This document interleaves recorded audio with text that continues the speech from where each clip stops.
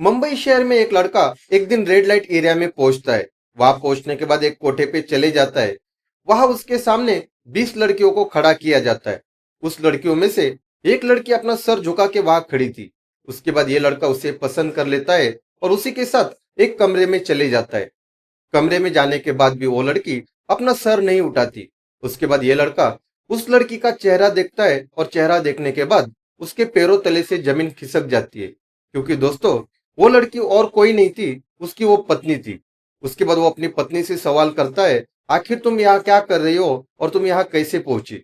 उसके बाद उसकी पत्नी उसे पूरी अपनी कहानी बताती है। कहानी सुनने के बाद उस लड़के के मन में भी उसके लिए प्यार जग जाता है। वो उसे माफ करके उसे अपना लेता है। दोस्तों क्या है अभी इस कहानी के पीछे का सच, ये जानने के लिए ये वीडियो आप आखिर तक सुनिए। दोस्तों अगर आपने अब तक हमारे यूट्यूब चैनल भाव की बात को सब्सक्राइब नहीं किया है तो प्लीज चैनल को सब्सक्राइब कर लीजिए, क्योंकि आपके सब्सक्राइब करने और वीडियो को लाइक करने से हमारा काफी हौसला बढ़ जाता है। दोस्तों ये सच्ची कहानी है कर्नाटक के बेंगलुरु शहर की। उस शहर में एक साहिल नाम का लड़का अपने परिवार के साथ रहता था। कुछ महीने पहले उसकी शादी तान्या नाम के लड़की से हो जाती है।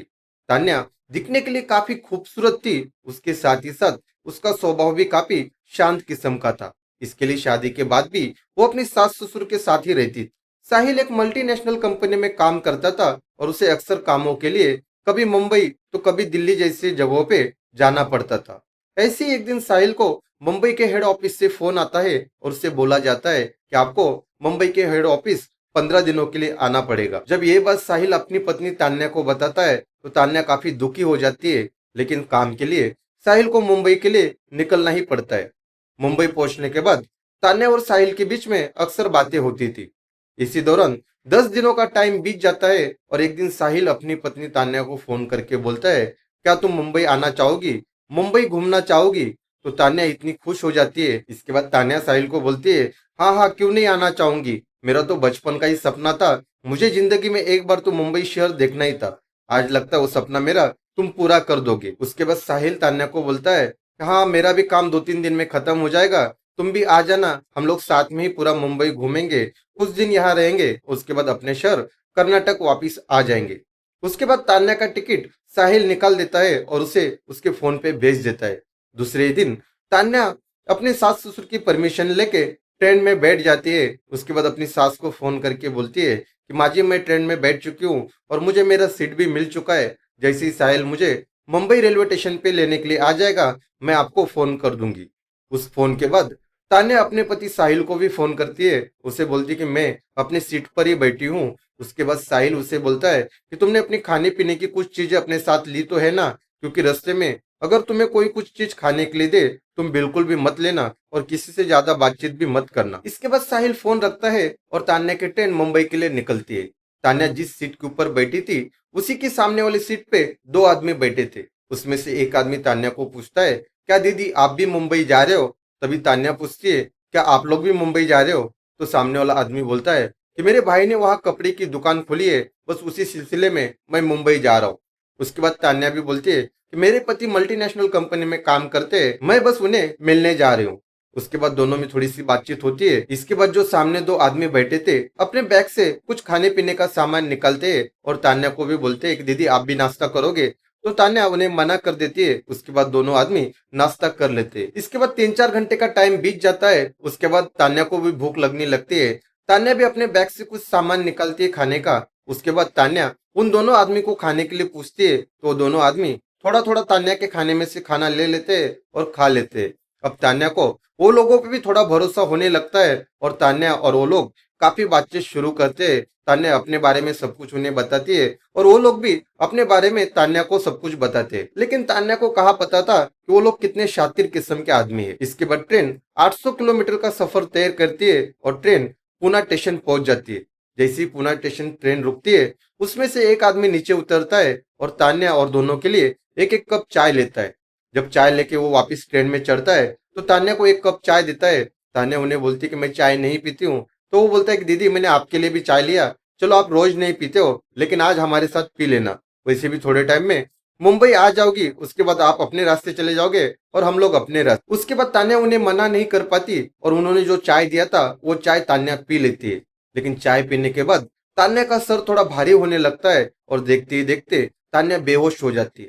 जब तान्या को होश आता है तो तान्या अपने आप को एक कार में पाती है। इसके बाद तान्या कार की खिड़की से बाहर देखती है तो वो देखती है कि कार बहुत तेज रफ्तार से चल रही है। और जब वो आजू बाजू में देखती है तो वो देखती है कि कार में वही दो आदमी बैठे हैं जो उसके साथ ट्रेन में बैठे हुए थे। उसके बाद उनसे वो पूछती है, आखिर मैं रेलवे में थी तो मैं यहाँ कैसे पहुंची और तुम लोग मुझे यहाँ क्यों लेके आए हो। जैसी ये तान्या इस सवाल करती है उसे उसमें से एक आदमी जोर का थप्पड़ मार देता है और उसे चुपचाप बैठने के लिए बोलता है। अब तान्या एकदम बेबस होकर उन दोनों के बीच में बैठी हुई थी और देखते ही देखते कार मुंबई पहुंच जाती है। मुंबई आने के बाद ये दोनों आदमी तान्या को सुनीता पुजारी नाम की औरत के कोठे पे लेके आते हैं और सुनीता पुजारी के सामने इसे खड़ा कर देते हैं। सुनीता तान्या को देखकर काफी खुश हो जाती है और 50,000 रुपए में तान्या को खरीद लेती है। जब इन्हें 50,000 रुपया मिल जाते हैं ये दोनों आदमी वहां से जाने लगते हैं। तभी तान्या उनके पैर पकड़ के उसे बोलती है, अगर तुम्हें पैसे ही चाहिए तो मैं अपने पति से दिला दूंगी, वो मेरा इंतजार कर रहे होगे, प्लीज मुझे यहाँ से जाने दो। लेकिन ये दोनों आदमी उसकी बात नहीं मानते और उसे वही छोड़कर वहां से चले जाते हैं। इसके बाद सुनीता अपने 2-3 आदमी को बुलाती है और तान्या को जबरदस्ती एक कमरे में बंद किया जाता है। यहाँ तान्या का पति काफी परेशान हो रहा था। वो तान्या को हर जगह ढूंढ रहा था लेकिन तान्या का उसे कहीं कुछ पता नहीं चल रहा था। उसके बाद वो परेशान होके उसकी लापता होने की पुलिस स्टेशन में कंप्लेंट लिखाता है। उसके बाद ये सारी घटना अपने माँ बाप को भी बता देता है। इन सब में 3-4 दिन का टाइम बीत चुका था। अभी भी तान्या को उसी कमरे में बंद करके रखा था। तान्या को पहले दिन सुनीता ने उसे क्या काम करना है ये समझाया था और ये भी बोला था, यहाँ जो एक बार लड़की आती है यहाँ से वापस कभी नहीं जाती और तुम ये कभी मत सोचना कि तुम्हें कोई बचाने के लिए आएगा। इसके बाद तान्या के साथ जो लड़कियां रहती थी वो लोग भी अपनी कहानी बताती है। वो भी बोलती है, हमें भी ऐसी ही धोखे से यहाँ लाया गया था लेकिन हमें कोई भी कभी बचाने के लिए नहीं आया। अब तुम भी अपने घर वालों अपने पति को सबको भूल जाओ और जैसी सुनीता मैडम बोलती है वैसे करो, नहीं तो वो तुम्हारा इतना बुरा हाल कर देगी कि तुम्हें जिंदा नहीं छोड़ेगी। अब इस घटना को देखते देखते 10 दिन हो जाते। यहाँ साहिल काफी परेशान होता है। पुलिस स्टेशन के चक्कर लगाते लगाते वो थक जाता है लेकिन उसे तान्या की कोई खबर नहीं लगती। यहाँ पे तान्या की अब हिम्मत टूटती जा रही थी। तान्या अब ये काम करने के लिए आखिर में तैयार हो जाती है। इसके बाद सुनीता उसके पास रोज नए नए कस्टमर भेज देती है। जो भी तान्या के पास कस्टमर आते थे तान्या उसे अपनी कहानी बताती थी और अपने पति से बात कराने के लिए बोलती थी। ये सारी बात उसके कस्टमर सुनीता को जाके बताते थे। उसके बाद तान्या के साथ बहुत ही ज्यादा मारपीट होती थी। अब ये सिलसिला करीब 4-5 दिन चलता है। उसके बाद तान्या के कमरे में एक दिन एक कस्टमर आता है। जैसे ही कस्टमर अंदर आता है तान्या अपने कपड़े उतारना चालू करती है। जब वो आदमी तान्या का शरीर को देखता है तो वो देखता है कि तान्या को बहुत बुरी तरह से मारा पीटा गया है और उसके शरीर पे काफी जख्म बने हुए हैं। उसके बाद वो तान्या से सवाल करता है, आखिर तुम्हें ये क्या हो गया है और तुम्हें किसने मारा है। उसके बाद तान्या उसे अपनी पूरी कहानी बताती है। वो बताती है कि मैं मुंबई मेरे पति के पास आ रही थी, मुझे धोखे से चाय में कुछ मिला के पिला दिया और उसके बाद मुझे यहाँ लेके आ गए और मेरे से जबरदस्ती ये काम करवा रहे। तुम प्लीज मेरी मदद करो, एक बार मेरे पति को मैं कहाँ हूँ ये बता दो, ये मुझे बचाने के लिए जरूर आएंगे। उसके बाद उस आदमी में इंसानियत जाग जाती है। इसके बाद ये आदमी तान्या के पति को फोन करके बोलता है कि तुम्हारी पत्नी तान्या मुंबई के एक कोठे पे है और ये कोठा सुनीता पुजारी नाम की एक औरत चला रही है, हो सके तो तुम यहाँ से उसे लेके जाना। जैसे ही ये खबर साहिल को पता चलती है साहिल पहले सोचता है तो मैं पुलिस स्टेशन में अगर जाऊं और ये खबर कोठा चलाने वाली सुनीता को पता चले तो वो मेरी बीवी को कहीं गायब कर देगी। इसके बाद साहिल एक प्लान बनाता है और सुनीता पुजारी के कोठे पे साहिल पहुंच जाता है। वहां पहुंचने के बाद उन्हें बोलता है कि मुझे एक लड़की चाहिए। उसके बाद उसके सामने कई लड़कियां खड़ी की जाती है। उसी में से एक तान्या भी थी। तान्या अपना सर झुका के वहां खड़ी थी। उसके बाद तान्या को वो पसंद कर लेता है और उसके साथ कमरे में चले जाता है। जब तान्या और साहिल उस कमरे में पहुंच जाते हैं वहां पहुंचने के बाद साहिल तान्या को आवाज देता है। तान्या जब उसे देखती है तो उसे अपने आंखों पे भरोसा नहीं होता। उसे लगता था कि उसे बचाने के लिए कोई नहीं आएगा। इसके बाद साहिल तान्या को बोलता है, तुम तो मुंबई आने वाली थी लेकिन तुम यहाँ कैसे पहुंची। उसके बाद तान्या उसे अपनी पूरी कहानी बताती है। ये कहानी सुनकर साहिल के आंखों में भी पानी आ जाता है और उसे माफ करके उसे अपने गले से लगा लेता है। इसके बाद साहिल सोचता है हमें ये लोग यहाँ से ऐसे नहीं जाने देंगे। उसके बाद वो पुलिस स्टेशन फोन करता है और ये सारी जानकारी पुलिस को दे देता है।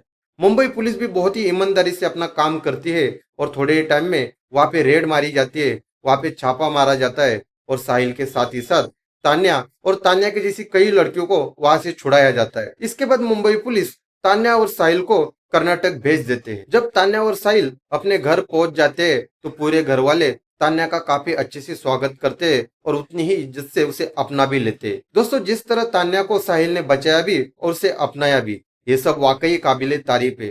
दोस्तों, उसकी जगह और कोई रहता तो उसी दलदल में तान्या को छोड़कर वहां से चले जाता। दोस्तों, इसके लिए जब भी हम कोई सफर करते हैं, अगर कोई भी अनजान व्यक्ति हमें कुछ खाने के लिए देता है, उसका वो चीज बिल्कुल भी नहीं लेना चाहिए और हर जगह हमें सावधान और सतर्क रहना चाहिए। दोस्तों, ये कहानी सुनाने के पीछे का मकसद किसी की भी भावनाओं को ठेस पहुंचाना नहीं है, बल्कि हर कहानी से आपको कुछ ना कुछ सीखने मिले और जो समाज में हो रहा है वही सच हम आपको बताने का काम करते हैं। दोस्तों, ये सच्ची कहानी अगर आपको अच्छी लगी हो, हमारे यूट्यूब चैनल भाव की बात को सब्सक्राइब कीजिए और बेल आइकॉन को दबाना मत भूलिए। तब तक के लिए अपना ख्याल रखिए, स्वस्थ रहिए। जय हिंद।